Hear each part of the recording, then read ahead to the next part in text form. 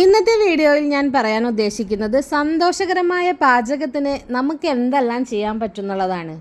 അടുക്കളയിൽ അറിഞ്ഞിരിക്കേണ്ട ചില പൊടിക്കൈകളുണ്ട്. പച്ചക്കറികളും മറ്റും കേടുകൂടാതെ സൂക്ഷിക്കാനും പാചകം എളുപ്പമാക്കാനും വൃത്തിയാക്കലും അതിൻ്റെ പരിപാലനവും ഒക്കെ എങ്ങനെയാണെന്ന് അറിഞ്ഞു കഴിഞ്ഞാൽ സന്തോഷകരമായ പാചകം നമുക്ക് ചെയ്യാൻ പറ്റും. അപ്പോൾ എങ്ങനെയാ, നമുക്ക് വീഡിയോയിലേക്ക് പോയാലോ. കറിവേപ്പിലയും മല്ലിയിലയും എയർ ടൈറ്റ് പാത്രത്തിൽ ടിഷ്യൂ പേപ്പർ വെച്ച് സൂക്ഷിച്ചു കഴിഞ്ഞാൽ കുറച്ചധികം ദിവസം കേടാകാതെ ഇരിക്കും. പച്ചമുളക് ഞെട്ടുകളഞ്ഞ് അടപ്പുള്ള പാത്രത്തിൽ ഫ്രിഡ്ജിൽ വെക്കുക. കുറേ അധികം ദിവസം കേടാകാതെ കിട്ടും.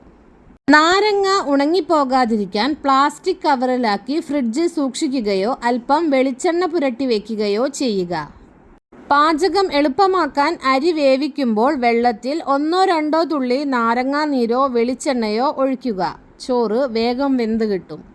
പാൽ തിളച്ച് തൂവാതിരിക്കാൻ പാത്രത്തിന് കുറുകെ ഒരു മരത്തവി വയ്ക്കുക.